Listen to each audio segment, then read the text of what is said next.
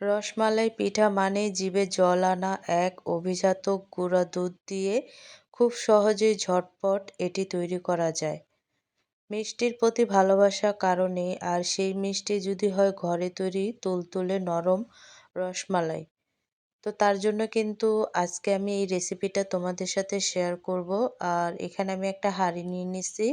হাঁড়িতে দিয়ে দিচ্ছি তরল দুধ।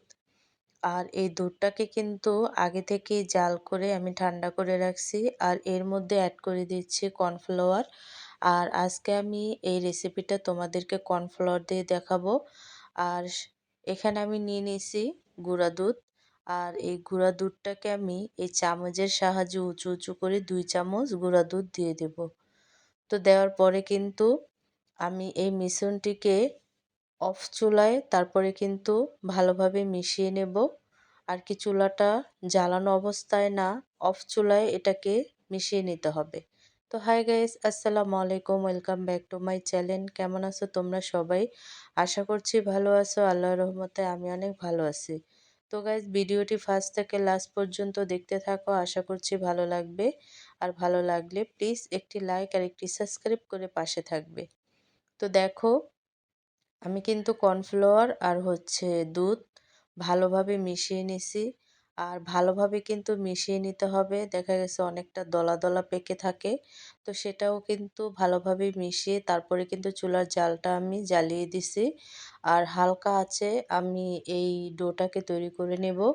আর অনবরত নাড়তে নাড়তে দেখবে একসময় কিন্তু এই দেখবে যে একটা ডোয়ের মতো করে তৈরি হয়ে গেছে। আর এই ডোটা তৈরি করতে বেশি একটা সময় লাগে না, শুধু অনবরত নাড়লেই হবে। আর নাড়াচাড়া করতে করতে দেখবে যে একসময় একটা মসৃণ ডো হয়ে গেছে। আর দেখো, একেবারেই কিন্তু ডোটা তৈরি হয়ে গেছে।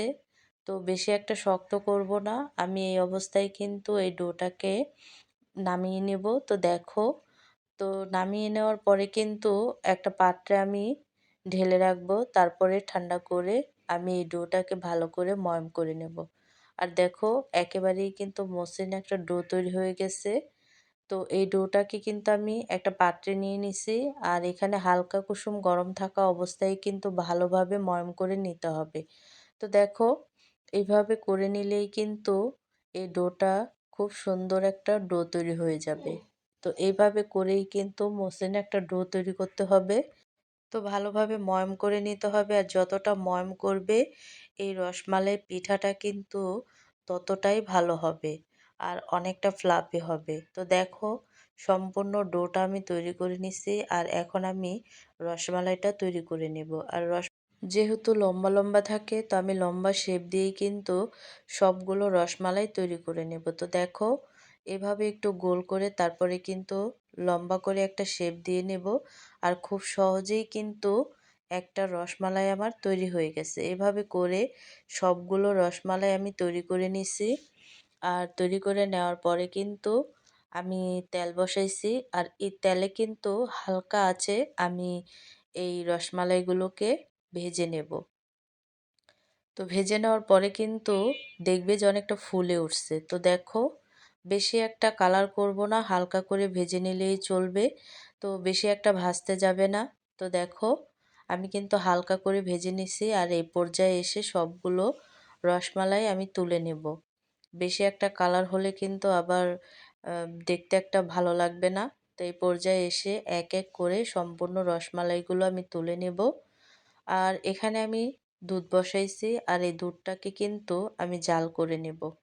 তো এখানে আমি অ্যাড করে দিছি 2টা এলাচ। এলাচের দেওয়ার পরে কিন্তু আমি অনবরত নেড়েচেড়ে জাল করে নেব। আর মিষ্টি হওয়ার জন্য এখানে আমি অ্যাড করে দিছি চিনি আর সামান্য একটু লবণ। দেওয়ার পরে কিন্তু অনবরত নেড়েচেড়ে তারপরে কিন্তু আমি এই দুধটাকে ভালোভাবে জাল করে নেব। আর এই দুধটাকে ভালো করে জাল করে নিতে হবে, কারণ মিষ্টিটা দেওয়ার পরে কিন্তু আমি আর জাল করব না। তো দেখো, আমি কিন্তু দুধটাকে ভালো করে জাল করে নিছি। এই পর্যায়ে এসে এখানে আমি এক এক করে সম্পূর্ণ মিষ্টিগুলো দিয়ে দেব। আর দিয়ে দিয়ে ভালোভাবে নেড়েচেড়ে দেব, যাতে নিচে লেগে না যায়। তো সম্পূর্ণ মিষ্টিটা আমি অ্যাড করে দিছি। দেওয়ার পরে কিন্তু একটু নেড়েচেড়ে দেব। আর নেড়েচেড়ে দেওয়ার পরে কিন্তু 2 ঘন্টার জন্য আমি মিষ্টিগুলোকে রেস্টে রেখে দেব। তো দেখো আমার চুলাটা কিন্তু অফ আছে এই পর্যায়ে, বেশি একটা জাল করতে যাবে না।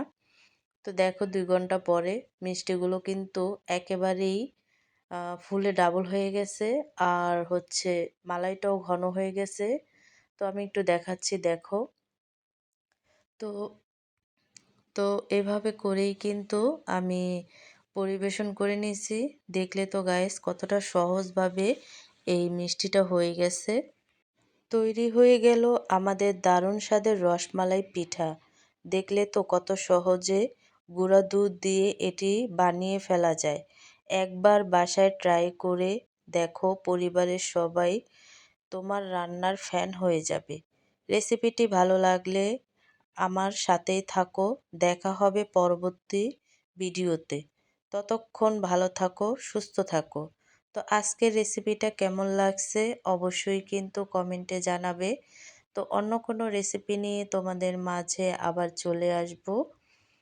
আর এই রেসিপিটা কিন্তু বাসায় তোমরা অবশ্যই ট্রাই করবে, খেতে কিন্তু দুর্দান্ত লাগে। তো ছোট থেকে বড় সবাই কিন্তু অনেকটা পছন্দ করবে।